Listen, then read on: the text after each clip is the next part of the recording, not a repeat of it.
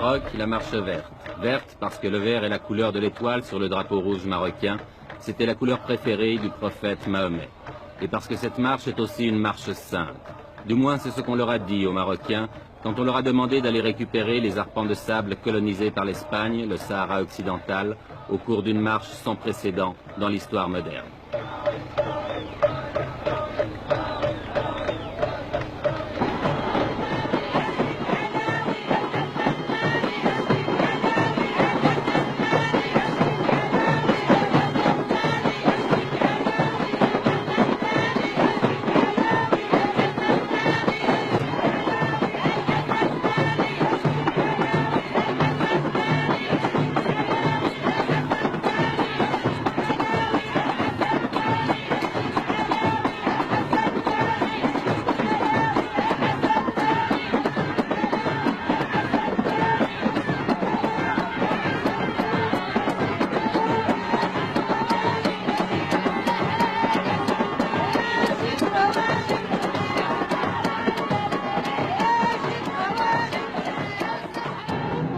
Un homme a eu l'idée de cette marche, à moins que quelqu'un la lui ait suggérée, une idée politiquement géniale, même si on peut la critiquer, et cet homme, le voici, il a 46 ans, c'est le roi du Maroc, Hassan II.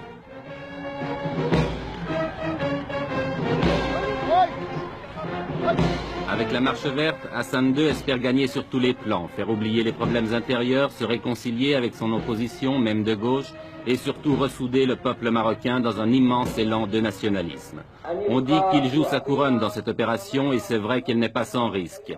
La tension dans cette région du Maghreb est montée dangereusement et justement, le secrétaire général des Nations Unies, M. Kurt Waldheim, était venu ce jour-là pour en discuter avec le roi.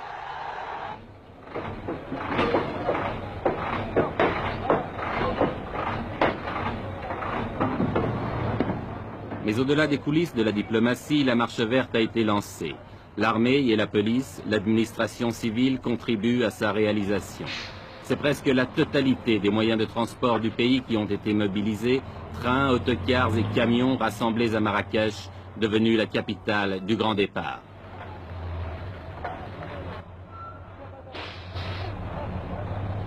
Pourtant, on ne peut s'empêcher de penser que c'est aussi la marche des gueux. La marche des paysans pauvres et illettrés, des chômeurs, des petites gens, de toute cette masse humaine qui obéit docilement à tous les mots d'ordre qui viennent d'en haut.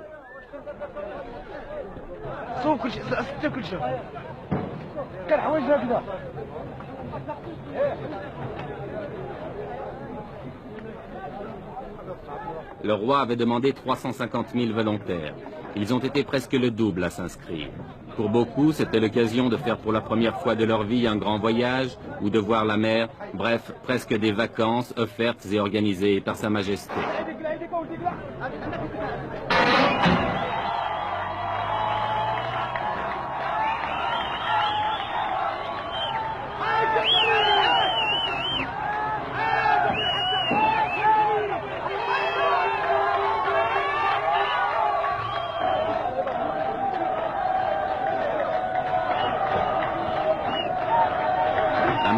Depuis 15 jours, chaque départ de convoi donne lieu à des scènes de ce genre, et il en part plusieurs chaque jour.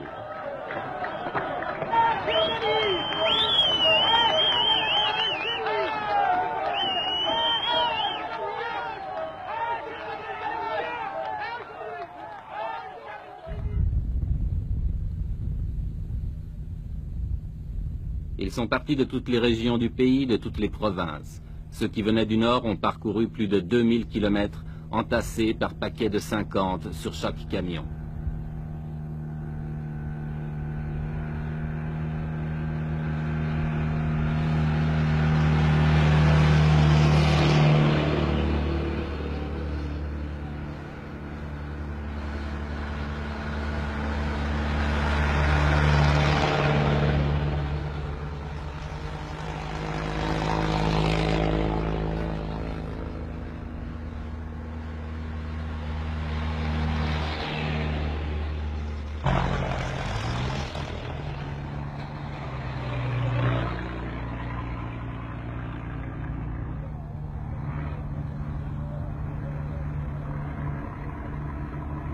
1000, 1500, 2000 kilomètres de soleil et de poussière, de chaleur et de soif, de fatigue. Mais tout a été prévu, sans doute depuis plusieurs mois, malgré le caractère spontané que le Maroc a voulu donner à cette manifestation. Ambulance, ravitaillement, essence, eau. En principe, les participants à la marche ne manqueront de rien. Une question, mais qui restera peut-être toujours sans réponse, quel sera le coût définitif de cette épopée? Avant le désert, un camp de transit a été installé à Agadir qui peut accueillir 30 000 personnes.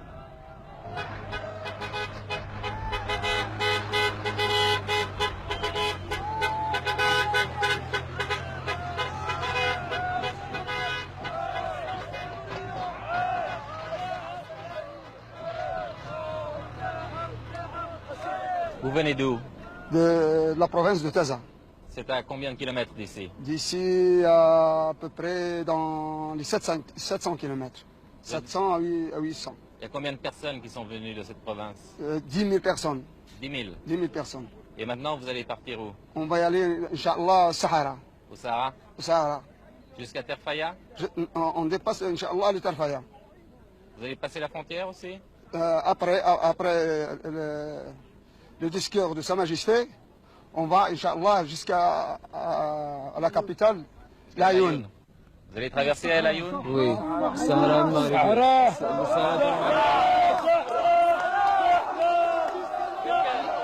Qu'est-ce que ça signifie?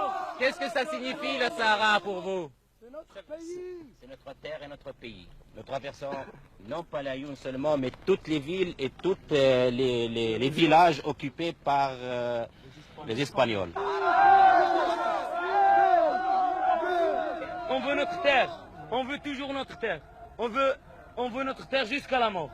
Notre terre, c'est toute notre vie, c'est notre terre, ça y est. Vive le roi Hassan II, vive le roi Hassan II, vive le roi Hassan II, vive le roi Hassan II, vive le roi Hassan II, vive le roi Hassan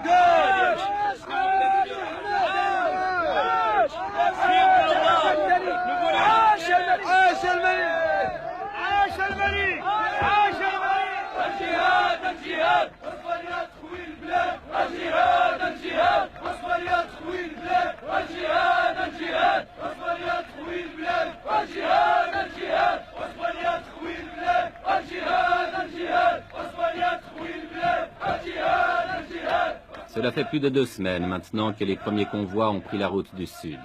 Plus de 2 semaines de délire qui confine au fanatisme. Plus de 2 semaines que le Maroc vit dans la fièvre. Tout cela pour quelques milliers de tonnes de phosphate, vous demanderez-vous? Non, pas seulement. Tout cela aussi, du moins aux yeux du peuple, au nom du roi et de Dieu, si Dieu le veut, Inch'Allah.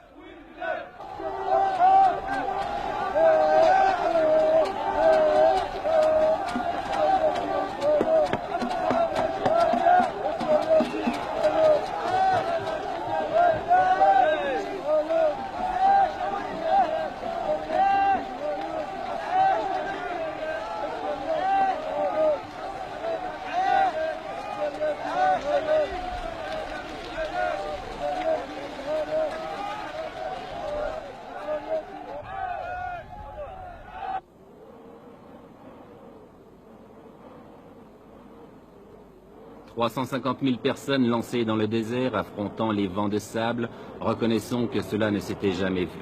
En deçà des considérations politiques qu'elle peut inspirer, la Marche verte offre le spectacle hallucinant d'une nation jetée dans l'aventure. Folie ou coup de bluff, impérialisme ou nationalisme, je l'ignore. Mais regardez ces images.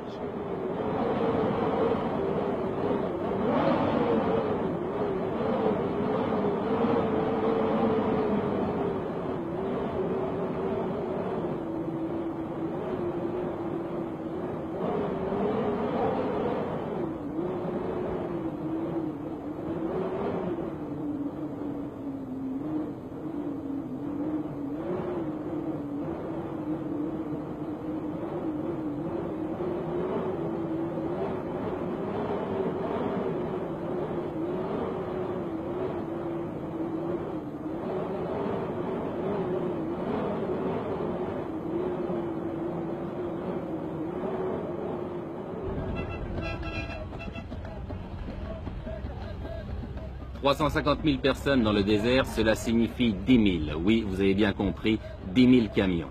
En une journée, ce sont 5 convois comme celui-ci que nous avons rencontré sur la route. Par mesure de sécurité et pour éviter un trop grand désordre, tous les arrêts s'effectuent en dehors des localités.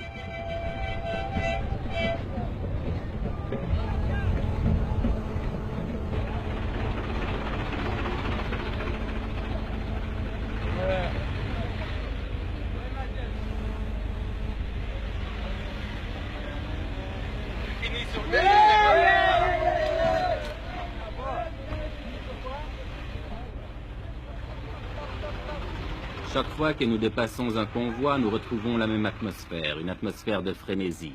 Et chaque fois aussi que nous interrogeons les gens, ils nous font les mêmes réponses. Écoutez.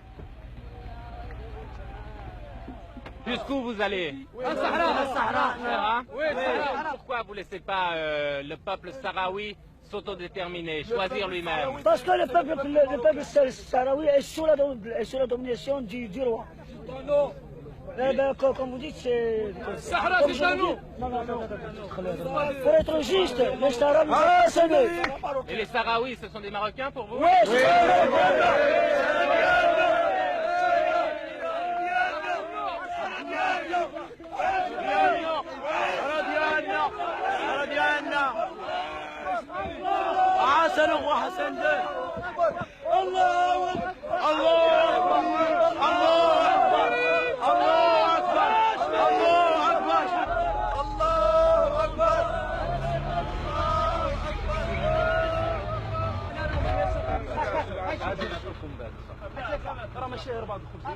Tout le long du voyage, les vivres sont assurés. On distribue les miches de pain à la lancée, mais en proportion calculée, un pain pour 4 hommes. Le convoi se ravitaille donc, puis reprend la route.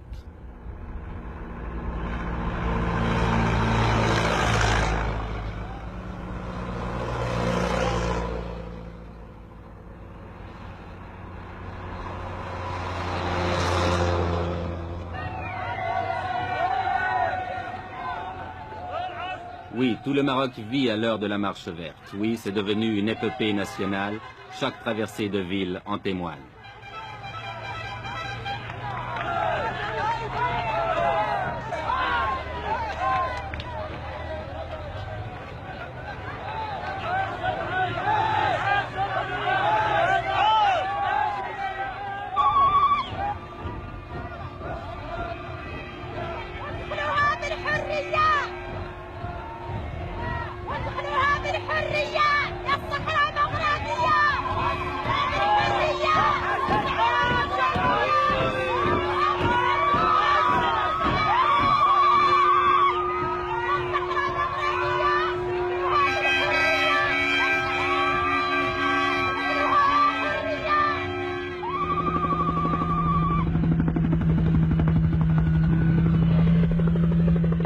C'est l'arrivée à l'extrême sud du Maroc, à côté d'une petite bourgade perdue dans le désert, où avait atterri autrefois l'avion de Saint-Exupéry, Tarfaya. Tarfaya qui est maintenant devenu un gigantesque camp, dernière étape de la marche verte avant la traversée de la frontière qui délimite le Sahara espagnol.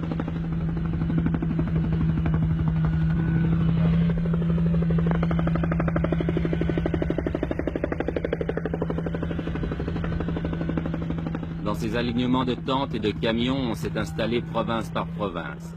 Et l'ambiance de ce campement le fait ressembler à un Woodstock du désert.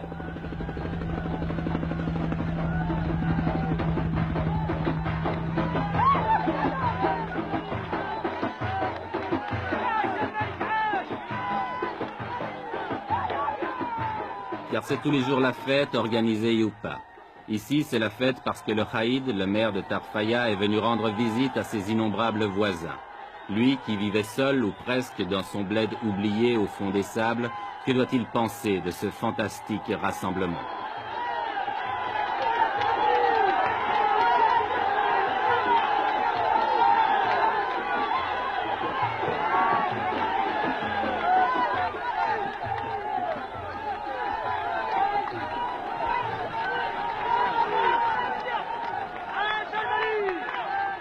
Avec une prodigieuse capacité d'adaptation, la foule s'est installée rapidement. On a nettoyé le sol des cailloux pour en faire des clôtures, on a dressé des tentes de fortune, et il ne reste plus qu'à tuer le temps en attendant l'ordre du roi pour se remettre en marche vers les terres spoliées.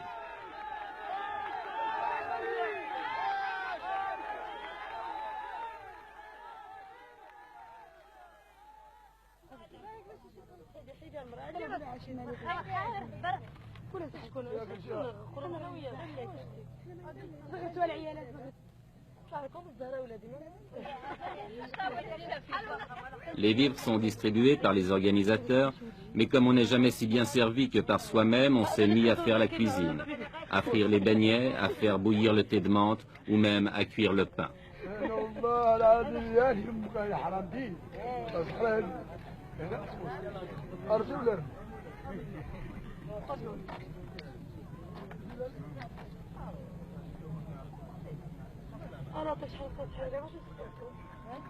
Ici et là, les 1001 petites occupations de la vie quotidienne.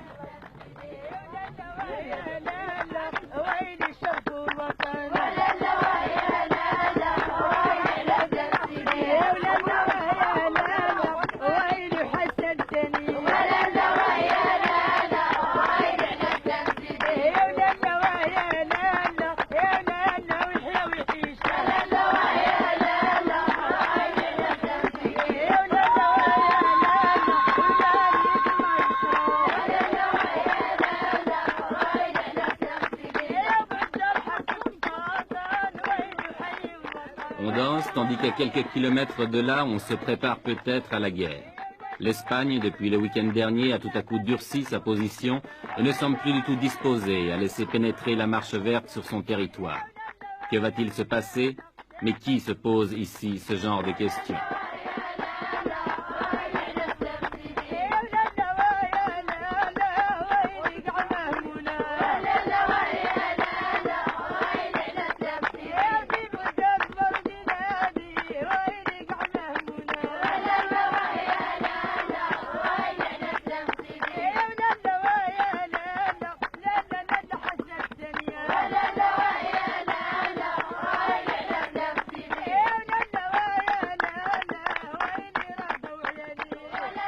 La marche verte n'a pas encore franchi la frontière, mais on ne voit pas comment elle pourrait maintenant s'arrêter, car ce qui est sûr, c'est qu'elle a dépassé le point de non-retour.